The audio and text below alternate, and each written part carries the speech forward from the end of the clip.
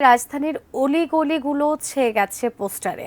দৃষ্টি দূষণে দূষিত গলিগুলো খবর নিতে আমাদের সহকর্মীরা বেশ কিছুদিন ধরে এসব অসঙ্গতির সন্ধান করছেন।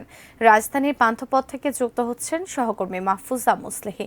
মাহফুজা, আসলে এই যে চিরচেনা রূপ হচ্ছে রাস্তাঘাট, অলিতে গলিতে, ফ্লাইওভারে বা বিভিন্ন স্থাপনায় আসলে পোস্টার দিয়ে যেই পরিবেশটা নষ্ট করা বা সৌন্দর্যটা নষ্ট করা, এর আইন থাকলেও এর সুষ্ঠু কোনো প্রতিকার কেন আমরা পাই না, বা এই আইনটা আসলে কতটুকু মনিটরিং করা হচ্ছে, কিভাবে এর প্রতিরোধ করা হচ্ছে, সে বিষয়ে বিস্তারিত জানতে চাই আপনার কাছে।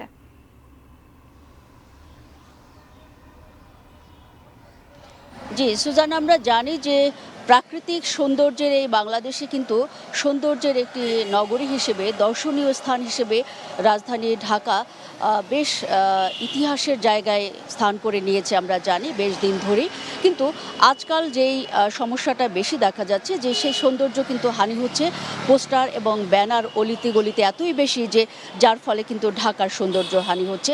আর আইনে যে কথাটি বললেন যে এখানে বিভিন্ন রকমের শাস্তির বা জরিমানার কথা থাকলেও আমরা লক্ষ্য করেছি তেমনটি বাস্তবায়ন আসলে এই অলিগলিতে হচ্ছে না, ফলে এরকমটি কিন্তু চলছে এবং যাচ্ছে তা অবস্থা আমরা দেখছি। ঢাকার যে জায়গাটাতেই আপনি যান না কেন, আশেপাশে তাকালেই দেখবেন যে এরকম অলিগলিতে প্রচণ্ড রকমের প্রতিযোগিতা চলছে পোস্টার লাগানোর, একরকমের অসুস্থ প্রতিযোগিতা। বিশেষ করে বাংলাদেশের যেসব জাতীয় দিবস রয়েছে সেখানে কিন্তু সেই সময়গুলো এবং সেই দিবসকে কেন্দ্র করে কিন্তু যারা রাজনৈতিক নেতা রয়েছেন তাদের যেমন পোস্টার ঝুলছে, নির্বাচনকে কেন্দ্র করেও কিন্তু আমরা দেখছি যে বিভিন্ন রকম পোস্টার নির্বাচনকালে যেসব টাঙানো হয়েছে সেগুলো এখনও কিন্তু রয়ে গেছে।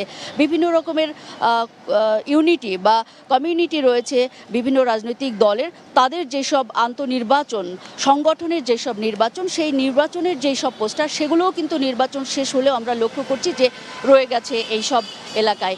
আমি এই মুহূর্তে পান্থপথের যে চিত্র সেটি আপনাদেরকে দেখাচ্ছি এবং এখানে রয়েছে চারপাশে যেসব পোস্টার, তার মধ্যে রাজনৈতিক তো রয়েছেই, পাশাপাশি শিক্ষা প্রতিষ্ঠানের বিজ্ঞাপন, নিয়োগ বিজ্ঞাপন যেসব আমরা দেখি, এবং বিভিন্ন রকমের আবাসন কোম্পানির যেসব ফ্ল্যাট বিক্রির যেসব বিজ্ঞাপন রয়েছে সেগুলোও কিন্তু আমরা লক্ষ্য করছি। বিশেষ করে গাছের মধ্যে কিন্তু আমরা দেখেছি এই পোস্টারগুলো ঝুলছে, ফলে ঢাকার যেই যানজট এবং পরিবেশ দূষণের যে জায়গাটি সেটি কিন্তু আরও তৈরি হচ্ছে। একটি পরিবেশের ভারসাম্যহীনতাও কিন্তু আমরা লক্ষ্য করছি। এ কারণে গাছের মধ্যে যেই পর্যাপ্ত বাতাস সেটিও কিন্তু আসা যাওয়ার ক্ষেত্রে বিঘ্ন ঘটছে এইসব পোস্টারের কারণে। বড় বড় ব্র্যান্ড যেসব রয়েছে, বড় বড় কোম্পানি যেসব রয়েছে, তাদেরও কিন্তু নানান রকমের প্রচারণার যেসব বিজ্ঞাপন সেগুলো আমরা লক্ষ্য করেছি, কিন্তু যেন সিটি কর্পোরেশনের দেখার কেউ নেই, এরকমই একটি অভিযোগ কিন্তু আমাকে করেছেন এখানের যারা স্থানীয় অধিবাসী রয়েছেন। এই ছিল আমার কাছে পান্থপথ থেকে অলিগলিতে পোস্টার নিয়ে সর্বশেষ পরিস্থিতির খবর।